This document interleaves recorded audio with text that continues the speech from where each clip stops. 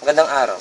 Kami ang history group na binubuo nila Frederick Boringot, Judy Annalyn Sonorin, Darling Julie Pearl Gorne, at Sherwin Burgos. At ito ang aming Arduino project, ang Smart Alarm System.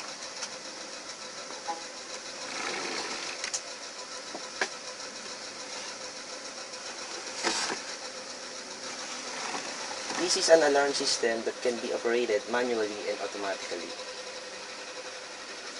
The alarm system can be armed and disarmed through SMS, and also if in case the owner of the house is out, he will be informed of any intruder. There is a motion detector installed for detection of an intruder who entered the house by other means, not passing through the door. There is a backup battery, so it will still be fully operational in case of power failure. Miniature house, makikita ang antena sa labas para nakakuha ng magandang reception ng signal. Sa main door, makikita ang magnetic contact sensor para ma-detect ang mga dadaan papasok. At dito, makikita mo ang motion detector para kung sakaling hindi sa main door dumaan ang intruder, madedetect pa rin siya ng system.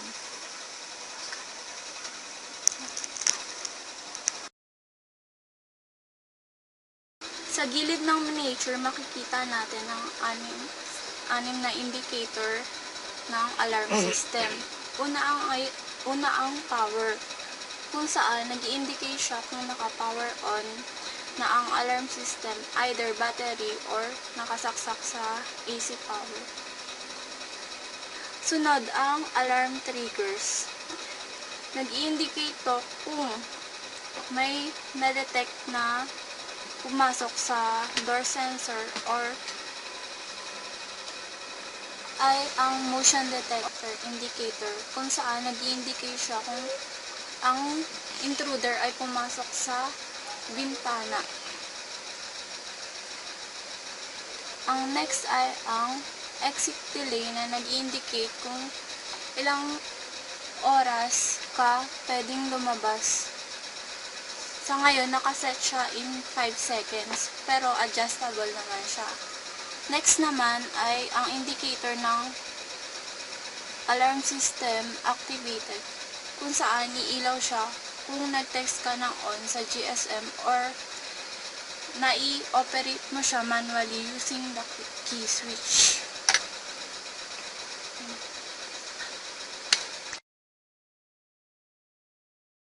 Sa loob ng miniature, makikita natin ang circuit at ang mga power supply at yung mga maliliit na circuito pa, battery, ganun, buzzer. Dito sa right side, ito yung power supply namin. Adapter lang siya, 3 ampere, 12 volts. Tapos, dumaan siya sa regulator, which is itong dalawang to. Itong 5 volts na to para sa Arduino, makita natin, nakasinulatan namin ng A. Ito yung para sa Arduino. At itong isa naman para sa GSM Shield. 8 volts naman yung ginawa namin kasi ang specification niya is 7 to 9 volts according to eGizmo.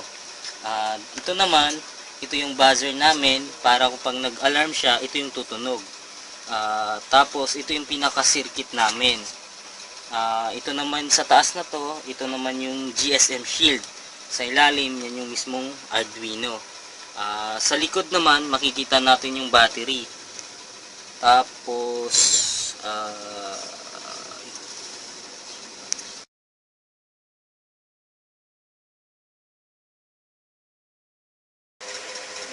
ngayon naman, pupunta tayo sa actual testing ng project namin na Smart Alarm System. Ngayon, ang unang gagawin natin, sinaksak natin yung power. Pagkatapos, makikita natin na umilaw yung GSM Shield. Para totally fully operational yung GSM Shield, kailangan natin pindutin yung power niya within 3 to 5 seconds. Makikita natin na pag nag-steady na yung ilaw na yun, pwede nating i-release. Yan, kita mo, nagbi-blink. Tapos, antayin natin na mag-normalize yung pag-blink niya. Ayan, ganyan. Pag nagka ganyan na siya, mamaya-maya may marireceive na tayong text na nag-indicate na ready na yung system natin. So medyo antayin lang natin yung text, gawa ng baka dahil lang sa signal or something. Ngayon pala, yung program namin is naka-program sa 4 na number. Yung 4 na number yun, kami yung mga grupo. Mag-detect siya sa 4 na numbers. Ngayon, nakita natin na pumasok na yung message. Ang indicate niya, Smart Alarm System is now ready. Ibig sabihin yan, nakahanda na yung Arduino natin sa GSM Shield sa kung ano man yung gustong gawin natin sa kanya. Ngayon, i-text natin siya ng on para i-activate natin yung mismong GSM Shield natin. Pag tinext natin yung on, iilaw yung indicator na alarm system activated. At the same time, magre-reply siya ng message. Ayan. So, kung nakikita natin, umilaw yung exit delay, tapos namatay din kasi 5 seconds yung allotted time niya para maging totally activated yung mismong pinto. At saka yung mismong alarm indicator, yan, nakailaw na. Tapos, kagaya ng sinabi ko kanina, may magre-response yung GSM natin na itong mensaheng ito. Yan, Smart Alarm System is now activated. Kung makikita natin yung message dito, at saka yung sa gilid ng Smart Alarm System natin, parehas yung ilaw na nakailaw. Next naman, mag-testing tayong buksan natin yung pinto. Yung pinto natin, bago ko bubuksan, meron tayong allotted time dito na 5 seconds para siya mag-activate. Hindi siya agad-agad na magti-trigger hanggat hindi siya umabot ng 5 seconds. Ito kasi yung time na allowed siyang pumasok kung ang switch natin ay nilagay natin sa loob for security reason naman. Kasi kung ilagay natin sa labas, pwedeng i-tampered ng intruder yan. Ngayon, susubukan ko nang bubuksan yung main door. Kung makikita nyo, meron sa gilid, umilaw din yung door sensor. Kagaya ng sinabi ko kanina, 5 seconds lang yung nilagay natin time sa kanya. Nag-trigger yung buzzer natin at yung alarm triggers na indicator umilaw. Tapos, nagkaroon din tayo ng mensahe dito. Ito yung message na yun.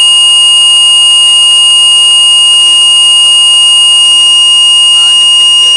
Ngayon naman, dun sa switch, para kung sa demo naman gagawin natin, pwede nating patayin yung buzzer. Hindi na natin antayin yung delay niya na 2 minutes.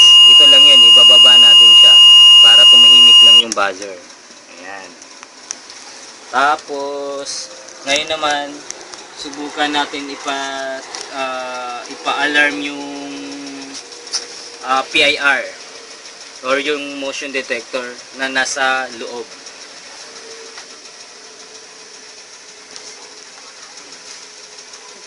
Ayan. Ayan, nakita mo umilaw dyan. Pagdating sa gilid, umilaw din. Ngayon, hindi siya nag-buzzer kasi pinatay na natin kanina yung buzzer. Pero, sa message natin, dapat mag-indicate siya ng motion detector triggers. Ito. Motion detector triggers. Ganun din, iilaw din yung indicator natin sa gilid na alarm triggers, kasi yung alarm triggers na indicator natin, kahit saan dun sa dalawa, sa door sensor man or sa motion detector, iilaw pa rin siya. So ngayon, papatayin naman natin yung alarm system natin through text. So ang gagamitin nating command, na which is yung ginawa namin sa program, is yung word na off. Once na ma-receive ni GSM yung salitang off, papatayin niya yung alarm system activated. Yan, sinisend na.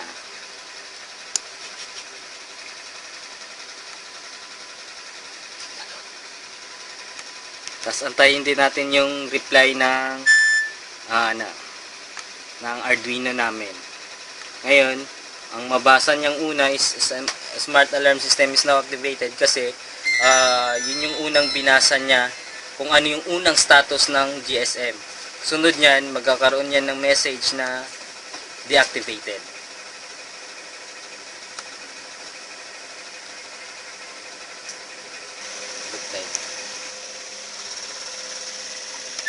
Ayan. Ito na yung message na yun na ibig sabihin naka-deactivate na. Kung titingnan naman natin yung ilaw sa gilid natin, namatay na yung alarm system activated na indicator. Ibig sabihin, totally disarmed na yung system natin. Ngayon, susubukan naman natin na i-arm natin siya manually. Itong switch na manual na to, dinesign namin to para kung sakaling masira man yun yung communication, pwede nating gamitin to manually para kahit na walang message, masiset pa rin natin yung alarm system natin na fully operational pa rin siya. Ngayon, yun. Ayan. Tulad kanina, iilaw pa rin si alarm system activated indicator at the same time si exit delay. Pero si exit delay, naka-program namin siya ng 5 seconds lang ngayon. So, ngayon, subukan naman natin na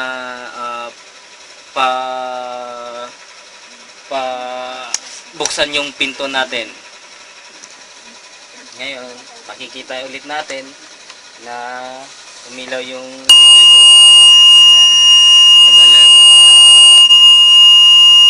Ngayon, papatayin naman natin si buzzer. Dito sa cellphone ko, nagpadala siya ng mensahe. Kasi ayos naman yung communication natin, kaya magpapadala pa rin siya ng mensahe. Pero kung sakasakaling sira yung communication, hindi siya magpapadala, syempre. Pero gumagana pa rin siya, burglary. Tutunog pa rin yung buzzer, yun. Tapos ngayon naman, subukan naman natin yung PIR sensor or yung motion detector sa loob. Ngayon, subukan natin na kunwari yung intruder ay dumaan sa window.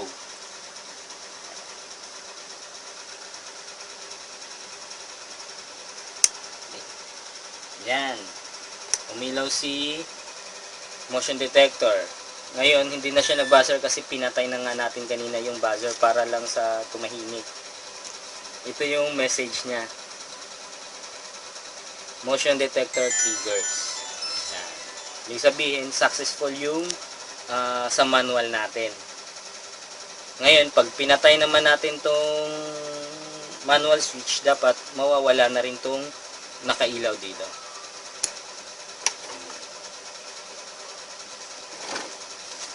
Ngayon, ipapakita naman namin sa inyo na gagana pa rin yung system namin kahit na walang power.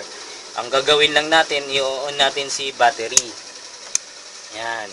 Ito yung battery indicator niya. Saka in-on na rin natin yung buzzer. Sa gilid naman ito, tatanggalin ko si AC power para maipakita natin ng actual. Kung makikita po natin, wala na pong cord na nakakabit sa kanya na nakasaksak sa 220. Pero sa indicator natin, meron pa ring power kasi nga naka-battery operated tayo.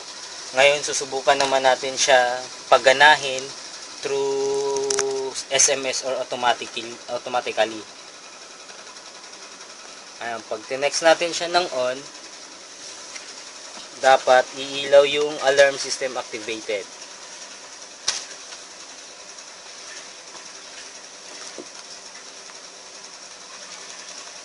At magre-reply siya. Ayan. Kung nakita nyo, umilaw na po yung alarm system activated natin at yung exit delay. At nagpadala na po siya ng isang mahalagang mensahe. Yan. Ngayon naman, subukan natin buksan yung pinto tulad nung ginawa natin kanina.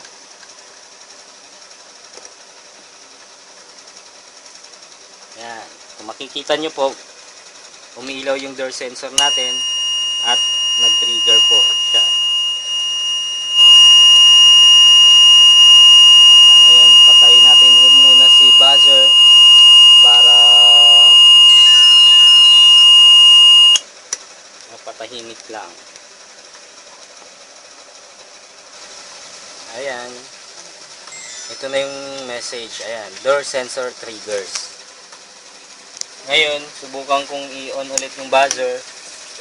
Susubukan naman natin ipa-trigger yung mismong motion detector. Dito na lang tayo magbukas sa bintana para kunwari actual intruder mismo tayo. Ayan. Makikita nyo umilaw din sa gilid motion detector at saka alarm. Ngayon, patayin muna natin si buzzer para hindi mag-ingay yung kapaligiran natin. Ito na po yung message na pumasok.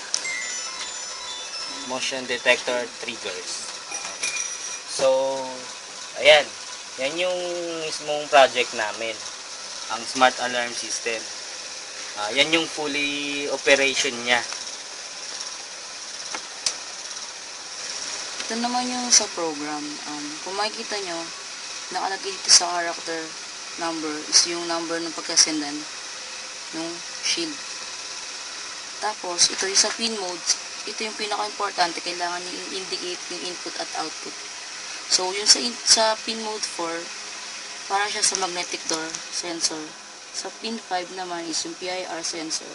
Tapos, yung 9 tsaka 11 na pins, para naman sa output. Yung 9 sa magnetic contact and sa PIR naman yung 11.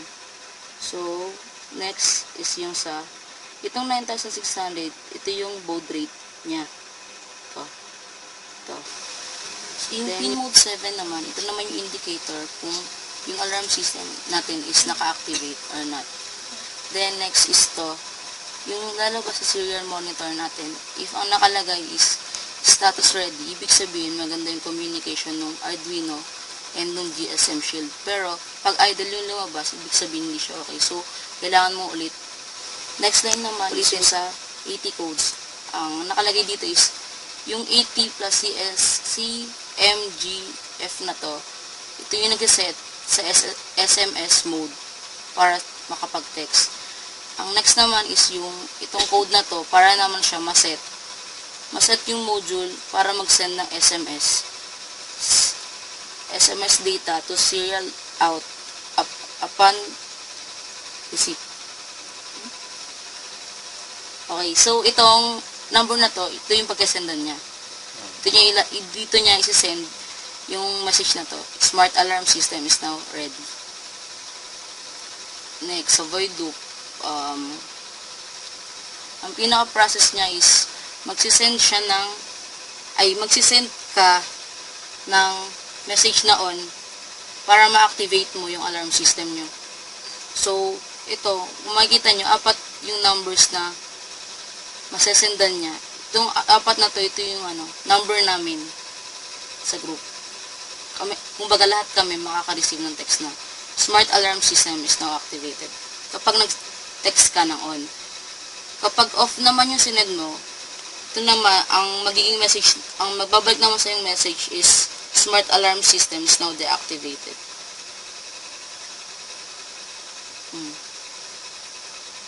Ito para sa sensors.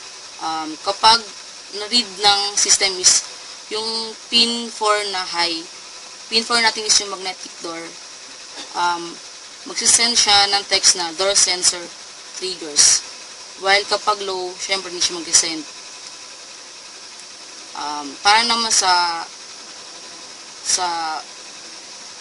motion detector natin, ganun din, kapag nag-high yung pin 11, mag-send naman siya ng motion detector triggers.